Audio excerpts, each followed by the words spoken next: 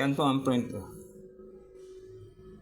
Original pa po kasi yung ribbon yan, hindi ko pa pinalitan.